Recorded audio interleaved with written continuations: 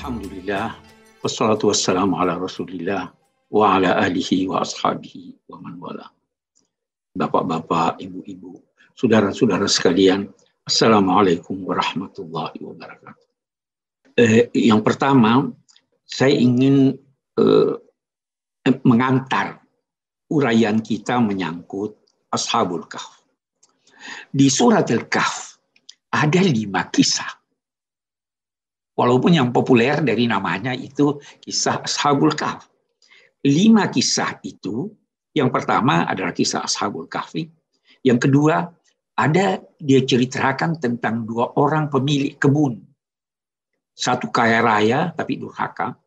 Dan yang satu lagi hidupnya sederhana dengan kebun yang sederhana, tetapi dia pandai bersyukur kepada Tuhan. Kisah yang ketiga adalah kisah Adam dan Iblis. Kisah yang keempat adalah kisah Musa dan Nabi Khidir. Dan kisah yang kelima adalah Dzulqarnain. Kita baca ini malam Jumat atau hari Jumat. Itu memang anjuran Nabi. Banyak hadis, sebahagian hadisnya tidak sahih. Tetapi yang sahih ada. Salah satu di antaranya bahwa ada seorang sahabat Nabi membaca suratul Kahfi, tiba-tiba dia lihat kudanya mengangkat kaki berulang-ulang. Bisa jadi menari. Kuda pandai menari. Keesokan harinya, sahabat itu datang bertanya pada Nabi. Apa yang terjadi? Nabi berkata, yang membaca suratul Kahfi akan turun kepadanya sakinah, ketenangan karena membacanya. Tentu saja ketenangan itu Anda akan rasakan lebih kuat kalau Anda memahami apa yang Anda baca. Walaupun saya tidak berkata yang tidak paham itu tidak turun ketenangan, tapi akan lebih banyak ketenangan dirasakan. Akan lebih banyak cahaya yang menerangi jalan Anda apabila Anda dapat memahami makna-makna yang dikandung oleh suratul Kahfi, antara lain oleh kisah Ashabul Kahfi. Hal lain, mari kita lihat sekarang beberapa pelajaran yang dapat kita ambil setelah membaca suratul Kahfi. Tadi saya sudah katakan uraiannya dimulai dengan doa. Uraiannya sebelum melangkah mereka berdoa dan berdoa agar diberi kemudahan dan disiapkan sebab-sebab untuk terjadinya apa yang mereka harapkan. Itulah yang disebut kemudian pada ayat yang lalu, nahnu naqussu 'alaika naba'ahum bil haqq innahum fityatun amanu bi rabbihim wa zidnahum huda. Kami akan menguraikan berita penting tentang mereka. Berita yang hak, yang benar. Sesungguhnya mereka itu adalah sekelompok pemuda-pemuda yang percaya Tuhan. Lalu, wazidnahum huda. Kita ingin garis bawah. Percaya sehingga ditambah hidayat buat mereka. Semakin kuat kepercayaan Anda, semakin banyak tuntunan hidayat yang diberikan Allah. Puncak dari hidayat itu dinamai taufik. Taufik itu adalah persesuaian kehendak Anda dengan kehendak Tuhan. Anda diberi potensi yang melebihi potensi manusia biasa. Sehingga Anda dapat melakukan kegiatan-kegiatan Anda berkat anugerah Tuhan disebabkan oleh kemantapan keimanan Anda. Itu yang kita baca di sini. Innahum fityatun amanu bi rabbihim wa zidnahum huda wa rabatna ala qulubihim. Kami kuatkan hatinya. Anda bisa bayangkan pada masa hidup mereka itu di pentas bumi ada penguasa yang sangat kejam. Tetapi kendati dia kejam, sebelum pergi ke gua, mereka menyatakan kepercayaan mereka. Idh qamu faqalu Rabbuna Rabbus samawati wal ard lan nad'a min dunihi ilahan laqad qulna idzan syatata. Tuhan kami, Tuhan yang Maha Esa. Percayalah bahwa Dia Maha Esa. Esa dalam zatnya, Esa dalam perbuatannya, Esa dalam sifat-sifatnya. Dia yang memelihara. Kami percaya itu. Karena kepercayaan ini kami kukuhkan hatinya. Jadi saya ingin katakan faktor percaya itu dalam hidup sangat penting.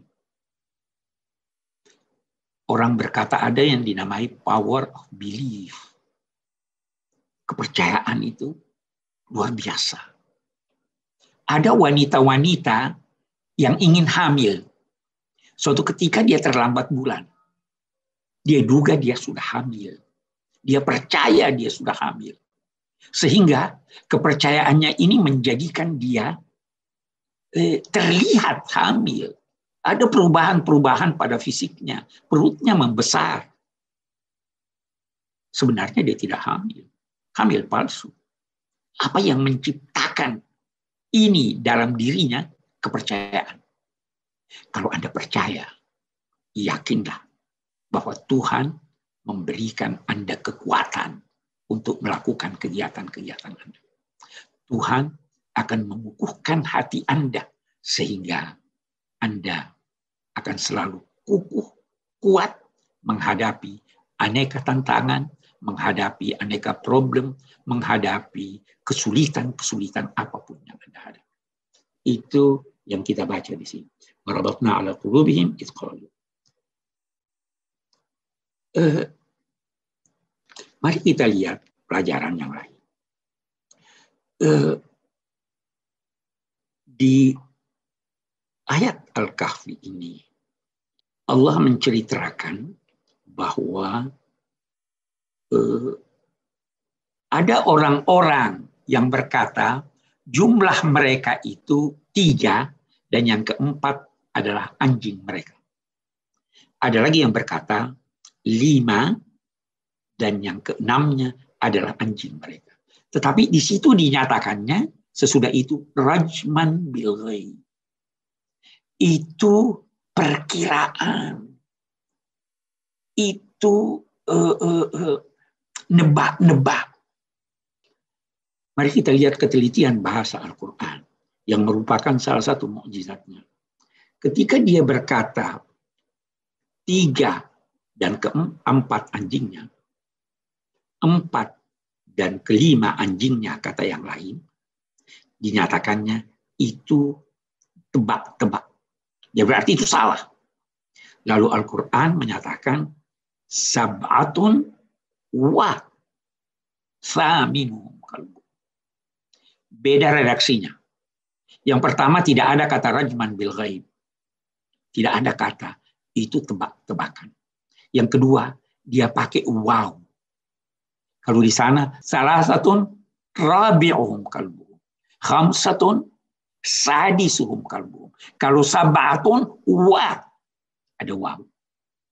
Ini untuk menunjukkan bahwa itulah bilangan yang sebenarnya. Kalau Anda berkata, si A datang, si B datang, si C datang, dan juga si D, maka kata-kata dan juga si D itu, karena ada kata dan, itu menunjukkan itulah yang terakhir. Begitu juga Al-Quran. Dia memberikan ketelitian makna melalui kata-katanya, sekaligus mengisyaratkan bahwa sesuatu yang salah tidak dibenarkannya. Tetapi yang salah dinyatakannya salah, lalu memberikan petunjuk apa yang benar. Itu pelajaran yang lain. Jangan nebak-nebak. Lakukanlah sesuatu berdasarkan penelitian ilmiah, berdasarkan dasar ilmiah. Kalau ada yang tidak benar yang Anda hadapi, dan Anda tahu kebenaran, luruskan itu. Itu pelajaran lain yang kita bisa lihat dari Al-Quran. Ada hal yang menarik lagi dari kisah Ashabul Kahfi. Dia katakan, salatu mi'ati sinina wazdadu tis'a. Mereka itu tinggal di gua 300 tahun ditambah 9 tahun. Dia tidak katakan 309 tahun. Kenapa 300 ditambah 9? Ulama-ulama berkata, 300 tahun dalam perhitungan syamsiah, perjalanan matahari. Mereka 300 tahun. Kalau menurut perhitungan qamariyah, itu jumlahnya 300 tambah 9 tahun. Kenapa demikian? Karena setiap tahun ada selisih 11 hari dan sekian jam antara perhitungan syamsiah, perjalanan matahari dan perjalanan bulan. Jadi kalau 300 tahun, maka itu kalau dalam perhitungan perjalanan bulan 309 tahun. Karena apa? 9 tahun, 9 kali 12 bulan. 9 kali 12 kali 11 hari selisihnya, itu sekitar 9 tahun. Pada masa turunnya Al-Quran, orang belum tahu selisih-selisih ini. Tapi Al-Quran, karena firman-firman Allah, dia buktikan di celah redaksinya kebenaran ayat-ayat Al-Quran.